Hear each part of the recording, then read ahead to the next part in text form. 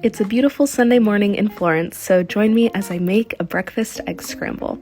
I'm starting up by chopping and dicing a bell pepper that I got from my local grocery store this week. And throughout the video, please do not judge my chopping skills. And then placing the diced bell pepper on a plate to set aside for later. Next, I'm getting started with my onion.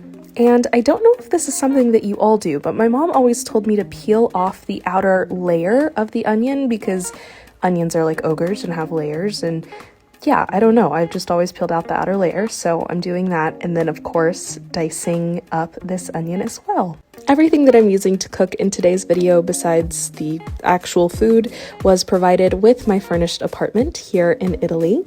And behind me, you'll see my kitchen. I live in a studio, so the kitchen is just the perfect size for me, but that skylight behind me is one of my favorite features of my little home. Setting aside the onion for later as well, and then I am going to get started on my eggs.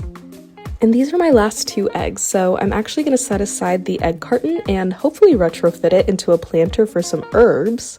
And now I'm adding some garlic and pepper to my eggs, and I'm just going to continue to scramble those up.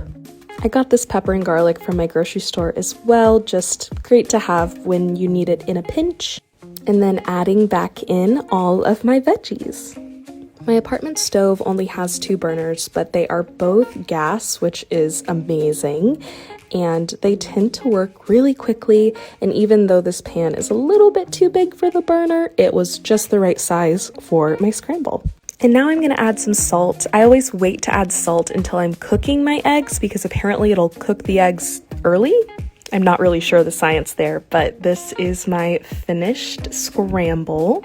And I'm just going to plate it up for myself. One thing that I really like about living by myself is having nights or mornings when I just have a little quiet moment where I'm taking care of myself and I'm not just eating a quick sandwich over the sink, but actually plating something up and having a nice table setting.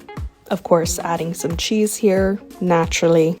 But there is something about having this little moment of curated enjoyment of my food that just feels really luxurious, and it feels like a nice way to take care of myself. And now for the taste test. Not bad. Thank y'all. See you next time.